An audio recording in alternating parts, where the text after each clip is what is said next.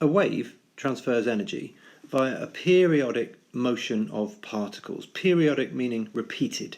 So particles will move in a repeating pattern in order to transfer energy through them. And that's what we call a wave. But the mechanism in which that happens can be different. And we're going to look at two main different types of waves.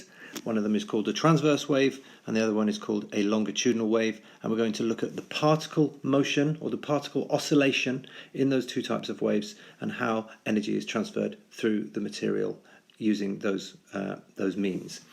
Okay, so let's have a look at transverse waves for a start. So in a transverse wave, we say that the oscillation of the particles carrying the energy is perpendicular to the direction of the energy transfer. So let's unpack that a little bit. Oscillation. What does oscillation mean?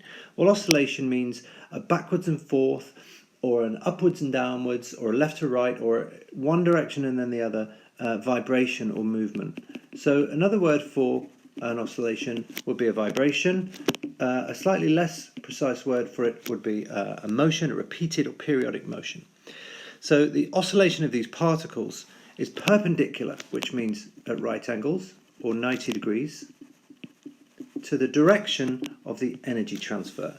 So here's a little diagram of a transverse wave, and we can see that if the wave is travelling in this direction, left to right, the particles carrying that energy will be moving vertically. So if this here is horizontal, then the direction of the movement of the particles, or the oscillation of the particles, will be vertical. But in any case, it'll be at 90 degrees or perpendicular. It's difficult to visualize what's going on from a static diagram like that. So let's have a look at an animation. So here we can see a little animation of a wave, and you can see that the peaks here are traveling from left to right. They start on the left, and you can track the peak as it moves to the right.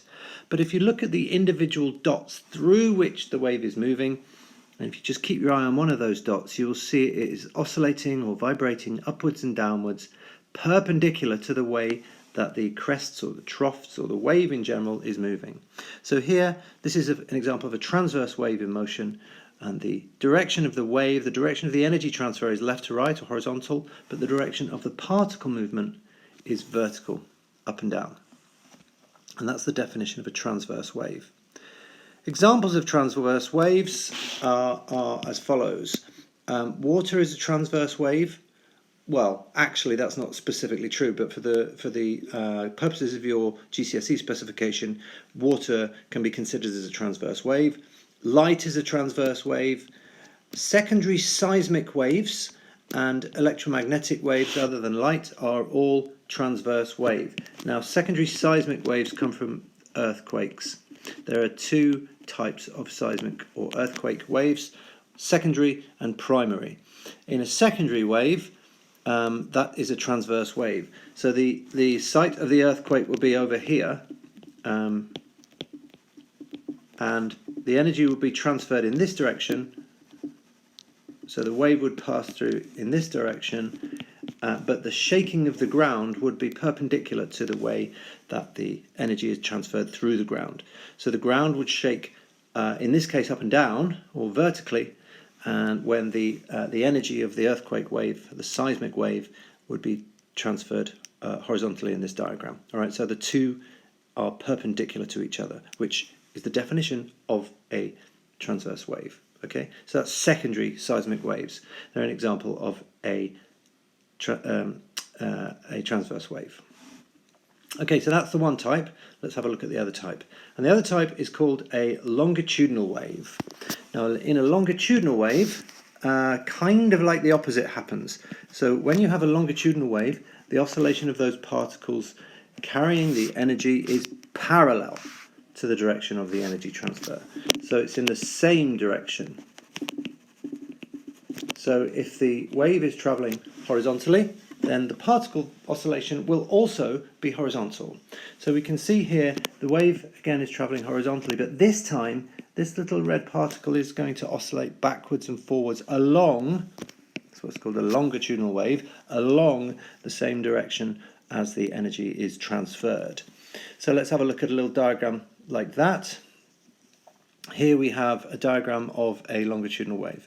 Now you can see again that the crests, or the areas where they're more closely packed, if you like, the wave fronts are travelling horizontally. And again, if you keep your eye on one of the dots, there's a couple of red dots on this diagram, you can see the direction is parallel. So they're going along backwards and forwards in the parallel direction to the wave energy transfer. And that's the definition of a longitudinal wave. The oscillation of the particles is parallel to the direction of the wave and the direction of the energy transfer. So, I mean, actually, if we just go back to that diagram, we can see that there are these areas where the particles are bunched together, and there are areas where the particles are spread out. And that effect is because of these wavefronts as they pass through.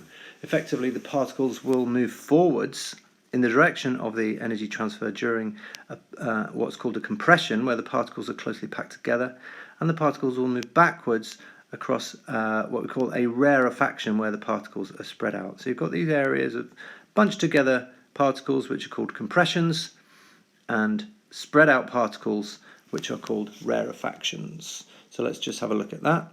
So in this diagram, this bunch of particles here would be a compression, where they're all bunched together, and this bunch of particles here, where they're all spread out, much more rarefied, is called an area of rarefaction. Funny word, rarefaction.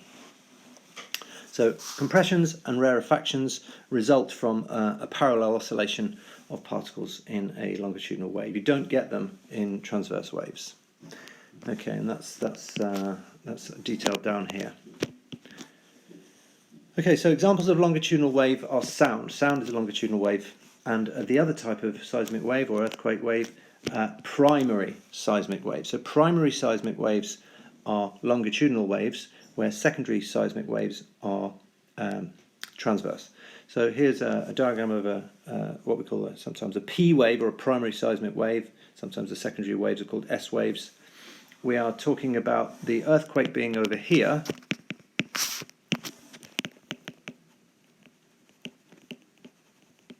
in this zone here, the energy spreading out in this direction,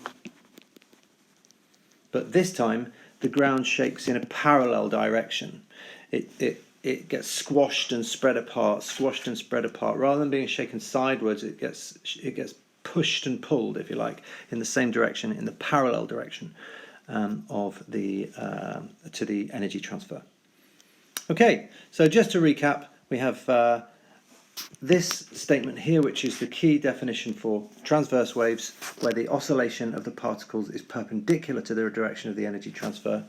And then we have longitudinal waves, where the oscillation of the particles is parallel to the direction of the energy transfer.